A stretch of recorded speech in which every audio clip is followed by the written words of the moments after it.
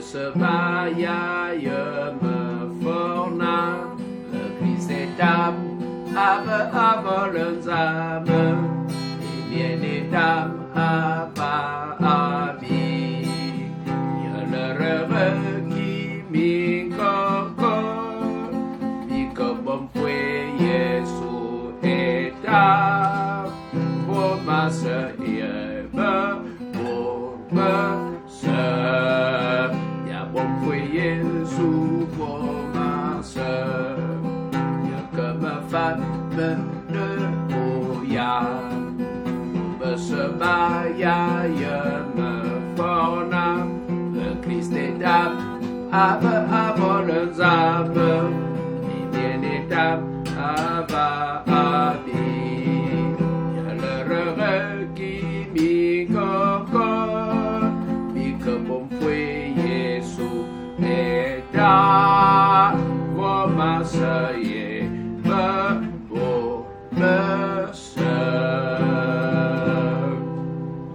Je vous salue, mesdames et messieurs, frères et sœurs en Christ, dans le merveilleux nom de Jésus.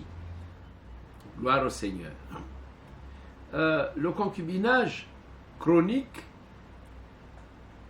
peut être le mode de vie des hommes et des femmes qui ne veulent pas prendre leurs responsabilités. Ce n'est pas toujours le cas, mais ça peut être aussi ça. Ça peut être le mode de vie des hommes et des femmes qui ne veulent pas prendre leurs responsabilités. Depuis la création du monde, Dieu a institué le mariage. Dans Genèse chapitre 2 verset 18, il est écrit « L'Éternel Dieu dit, il n'est pas bon que l'homme soit seul, je lui ferai une aide semblable à lui. » Dans Genèse 2, verset 21 jusqu'au verset 24, il est écrit ceci. Alors l'Éternel, Dieu fit tomber un profond sommeil sur l'homme qui s'endormit. Il prit une de ses côtes et referma la chair à sa place. L'Éternel Dieu forma une femme de la côte qu'il avait prise de l'homme, et il l'amena vers l'homme.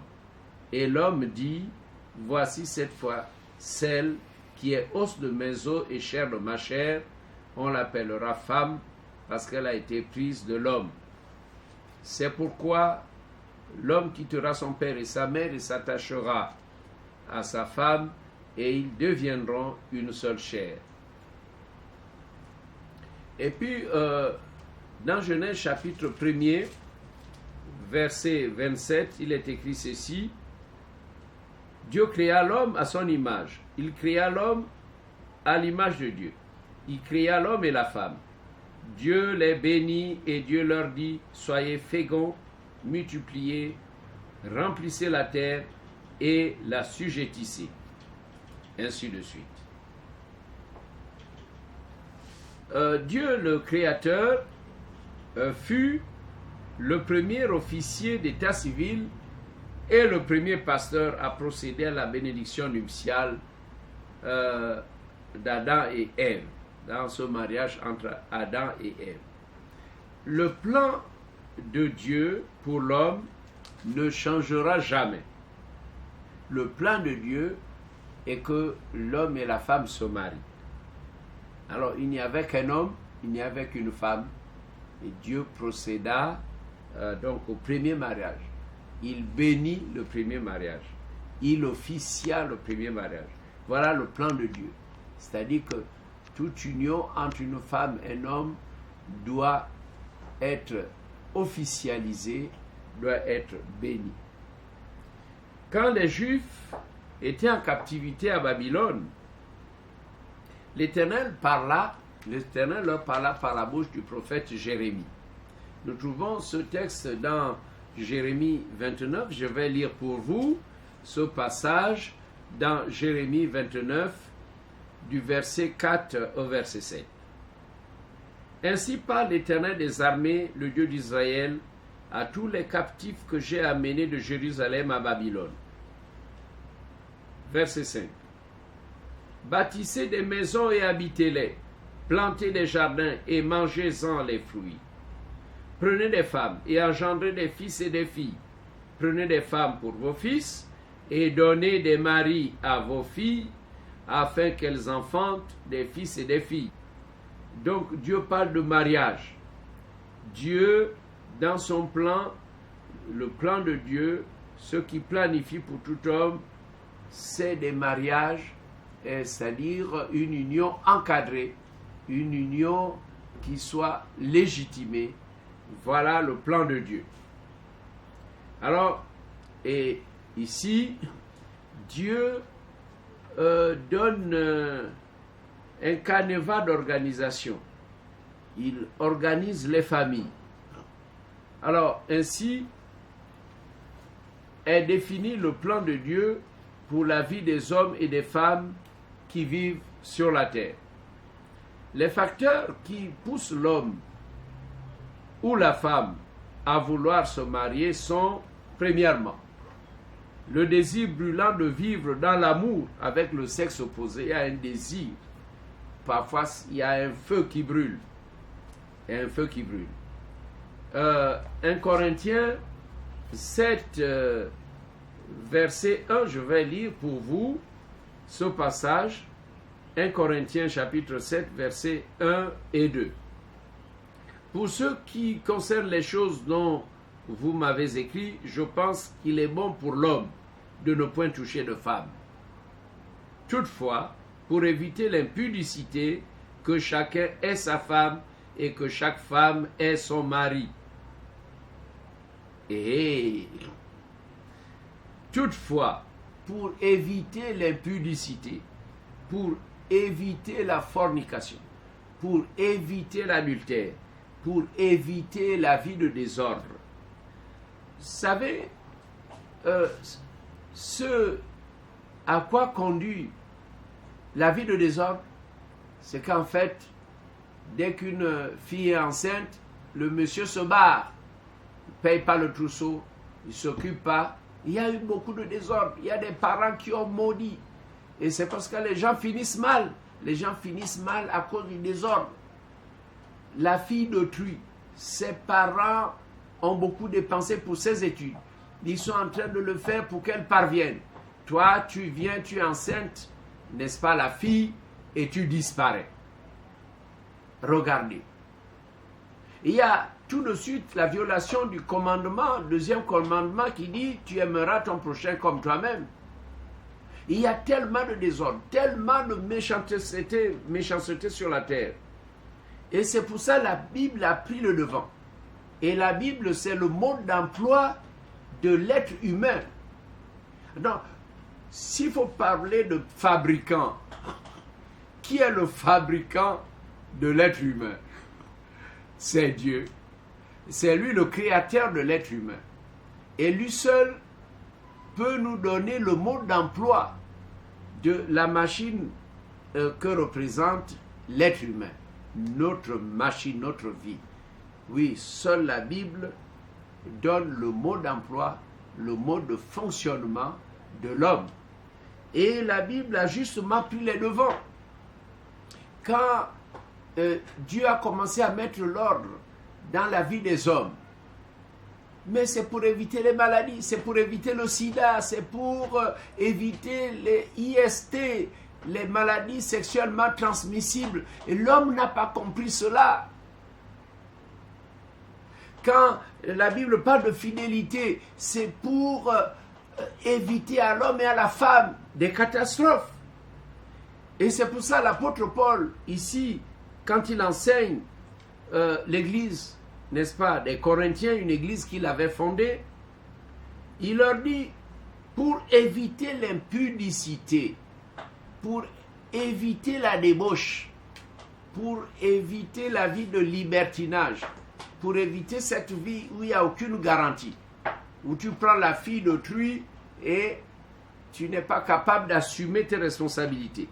Pour éviter une telle vie, que chacun ait sa femme, que chacun s'organise pour avoir sa femme, une femme qu'il épouse, et que chaque femme ait son mari.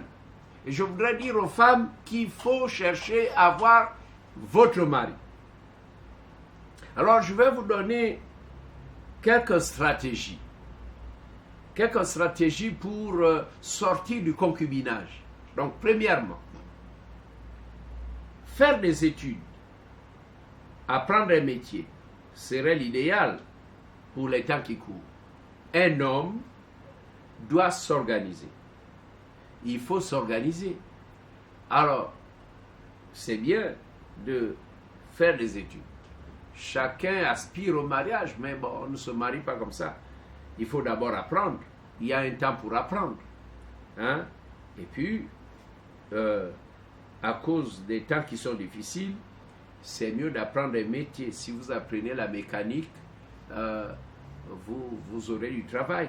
Vous créerez votre affaire personnelle. Donc, premièrement, apprendre, chercher à apprendre un métier. Deuxièmement, il faut trouver du travail. Troisièmement, trouver des moyens financiers. Il ne faut pas se marier par la foi.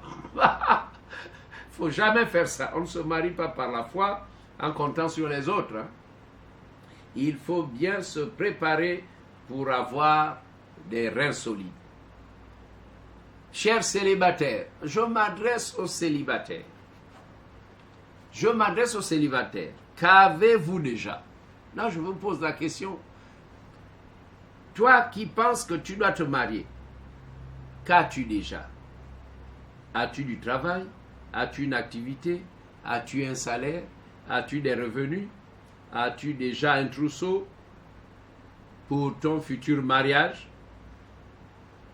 Si tu n'as même pas de lit, pas de literie, pas de vaisselle, pas même une casserole, pas de maison, comment vas-tu te marier? Si vous n'êtes pas prêt pour le mariage, alors suivez le plan de Dieu qui est décrit dans la Bible. Là, il y a le plan de Dieu et nous l'avons lu, n'est-ce pas, dans le livre du prophète Jérémie. J'aime toujours illustrer avec des témoignages. Quand je suis arrivé à Douala en 1978, j'ai trouvé au quartier de Ido une grande église pentecôtiste où tous les hommes étaient au chômage. Dans cette église, aucun mariage n'avait jamais eu lieu, alors qu'il y avait plein d'hommes et de femmes. Pourquoi? Nous, on s'est posé la question. J'étais avec mon père spirituel qui a demandé pourquoi n'y avait-il pas de mariage. Eh bien, il n'y avait pas de mariage parce qu'un chômeur ne peut se marier. Tous ses frères des beaux hommes, des belles femmes, personne ne pouvait envisager de se marier. Pourquoi? Parce que tous étaient des chômeurs. Alors, si vous êtes chômeur, priez beaucoup pour avoir du travail. C'est un conseil que le pasteur vous donne. Je parvins à fiancer et à épouser la plus belle fille de cette église. Elle avait 21 ans. Aujourd'hui, nous avons 43 ans de mariage. Gloire à Dieu. Dieu nous a aidés. Pourquoi ai-je réussi? Eh bien, parce que je travaillais et gagnais bien ma vie. Surtout que j'étais jeune cadre de banque. Les femmes n'attendent que ça. Quelqu'un qui a des moyens et qui fera tout pour leur bonheur. Sachez alors que si vous échouez dans la vie, vous mourrez célibataire. Je vous conseille donc de vous organiser. Un homme intelligent. Alors donc, je ne sais pas si vous avez réfléchi sur la définition du mot organisation. Toute organisation a une finalité et un objectif social. La finalité des organisations publiques est la satisfaction de l'intérêt général.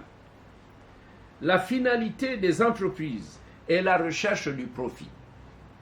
Si vous créez une coopérative agricole, par exemple, sachez que les coopératives aident les individus. Quand on parle de coopérative agricole, on entend mutualisation par les agriculteurs des moyens de production, de transformation et de commercialisation. Les coopératives sont des organismes entrepreneuriaux. Ces organismes entrepreneuriaux sont efficaces. Elles jouent un rôle central dans la réduction de la pauvreté et à la satisfaction des besoins de ses membres et la recherche des bénéfices visant à les développer. Renseignez-vous auprès du ministère de l'Agriculture si vous êtes intéressé. Le ministère de l'Agriculture a de très bons projets dans le domaine agricole. Ceci étant, j'aimerais vous inviter à repartir dans votre village pour y faire des grandes plantations. Allez donc vous installer dans vos villages respectifs, amenez-y vos associés et mettez-vous au travail. Ce n'est plus l'époque de l'exode rural. L'exode rural est devenu un facteur de chômage dans les grands centres urbains. Jeunes gens, faites comme si vous étiez en exil, comme l'étaient les Juifs à Babylone. En ville, tu ne peux pas. En ville, parce que tu n'as pas de moyens, tu n'as pas de job. Mais alors, donc je propose un retour à la terre. Il faut repartir dans le village. Mettez-vous à 2, à 3. Mon père me racontait qu'il formait un trio. Mon père et ses 2 jeunes oncles, c'étaient des amis. Ils étaient ensemble, n'est-ce pas, pour faire des plantations, et ils allaient camper dans des belles familles parce que ils avaient trouvé des jeunes filles qui voulaient épouser, donc ils partaient d'abord servir. Hein? Un peu comme Jacob avait servi Laban. C'est vrai que tu vas changer de mode de vie. Tu vas changer de mode de vie. Mais si tu ne travailles pas en ville, bon, réfléchissons. Si tu ne travailles pas en ville, alors donc tu vis aux dépens de qui? Tu es logé par qui? Tu es nourri par qui? Mais tu mourras célibataire si tu ne comprends pas. Je voudrais que les jeunes Gabonais réfléchissent. Il faut, n'est-ce pas, des personnes âgées pour vous parler. Et moi, je fais ce devoir et je joue mon rôle de pasteur. Je vous conseille, n'est-ce pas, de repartir dans votre village abandonné. Amène tes amis, amène tes associés, mettez-vous ensemble. Vous pouvez planter un verger, vous pouvez planter, n'est-ce pas, du manioc, vous pouvez faire des grandes plantations, vous pouvez vendre vos produits. Alors, bon, vous allez dire, pasteur, mais il n'y a pas de route. Comment allons-nous écouler notre produit? Vous connaissez la situation du Gabon. Eh bien, je réponds en disant, bon, trouvez une terre en bordure de route quelque part. Le Gabon est pour nous tous. Et si tu ne peux pas aller dans ton village qui est fourré, mets-toi quelque part et mets-toi au travail avec tes amis, produis, fournis la nourriture au marché, tu auras de l'argent et reste dans le village, choisis la plus belle fille de ce village et sois heureux. Voilà ce que je voulais vous donner comme conseil à la suite du premier message qui disait que le concubinage n'est pas bon. Je vais maintenant prier pour que Dieu vous aide. Seigneur, je te prie d'aider tous ceux qui sont dans le célibat et surtout ceux qui vivent en concubinage, qui ont mal commencé leur vie. Ils sont peut-être dans des mariages d'essai, mais c'est extrêmement délicat. Je te prie de les instruire, je te prie de les conduire, je te prie de les rendre responsables et que celui qui ne se marie pas parce qu'il n'a pas de job, parce qu'il n'a pas de moyens, Seigneur, aide-le à devenir un homme responsable, un homme qui mange à la sueur de son front, un homme qui s'organise. Parce que les premiers hommes de la terre étaient des cultivateurs. Et, on parle des fils de Jacob, oui, on parle des 12 patriarches. C'était des agriculteurs, des cultivateurs. Et ils produisaient d'abondants produits. Ils produisaient du blé, ils vendaient ce blé. Seigneur, au Gabon, il y a un problème au niveau agricole. Et pour parvenir à l'autosuffisance alimentaire, nous devons nous mettre au travail. Nous devons nous remettre dans l'agriculture. Et il y a la possibilité donc de créer des coopératives agricoles et de se faire aider par, n'est-ce pas, les agents, les techniciens, les ingénieurs agronomes, Seigneur, qui sont dans le ministère. Seigneur, que ce message soit vraiment entendu et que tu aides les uns et les autres, n'est-ce pas, à se lever, à se mobiliser pour le retour à la terre, qui fut le métier de la terre, fut le premier métier de l'homme, le premier métier d'Adam et Ève au jardin d'Éden. Merci. Merci pour ta grâce, Père, au nom de Jésus. Amen.